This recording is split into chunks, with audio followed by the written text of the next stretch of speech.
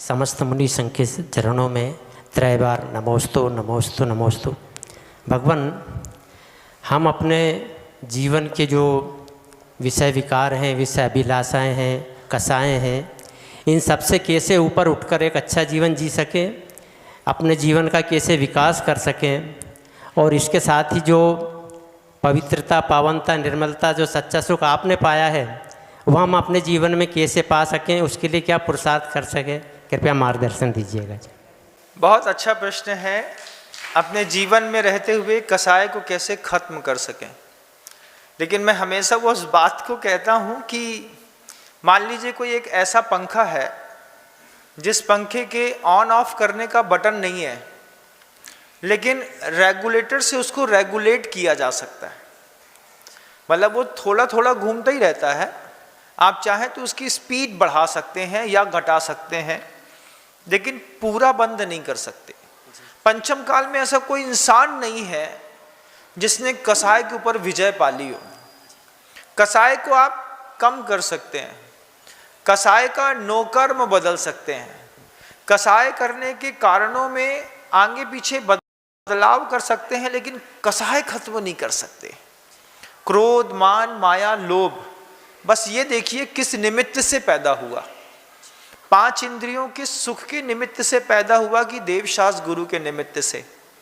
अगर मान लीजिए 5 इंद्रियों के सुख के कारण आपको किसी से क्रोध, मान, माया और लोभ करनी पड़ रही है, तो समझिए कि बहुत निकृष्टतम बंद कर रहे हैं।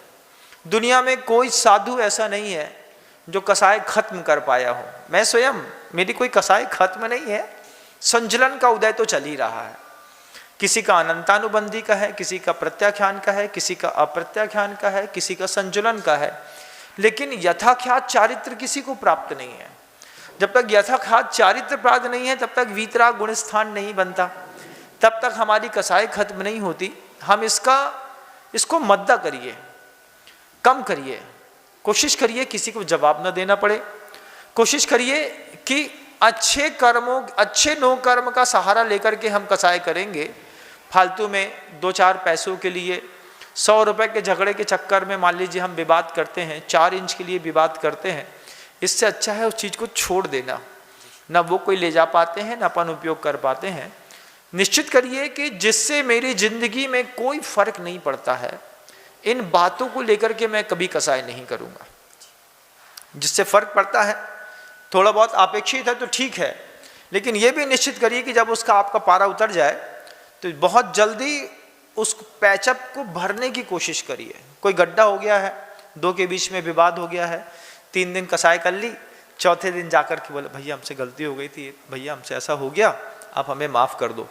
हर 75 घंटे के बाद जिससे विवाद हुआ है उससे जाकर के एक बार सॉरी बोल दो, बस माफ़ी मांगिए अच्छे तरीके से। ये आपके जीवन का सौंदर्य है।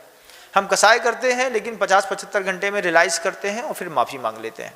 अगर हम ये सोचते हैं कि हम कसाय खत्म कर देंगे, अभी कोई संत के पास इतनी ताकत नहीं है कि वो कसाय खत्म कर सके। संत के नौकर्म बदल गए। जैसे आप अपने परिवार में झगड़े के लिए कसाय करते हैं, और मैं कसाय किस लिए करता हूँ, मैं भी कसाय करता हूँ।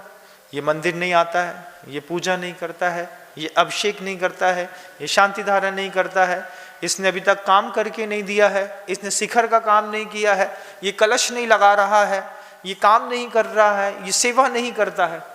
गुस्सा आता है मुझे, लेकिन निमित्त कितने अच्छे हैं। आपको गुस्सा आता है लेकिन आपके निमित्त कैसे हैं ये आप देखें और अपने में परीक्षा करने का प्रयास करें।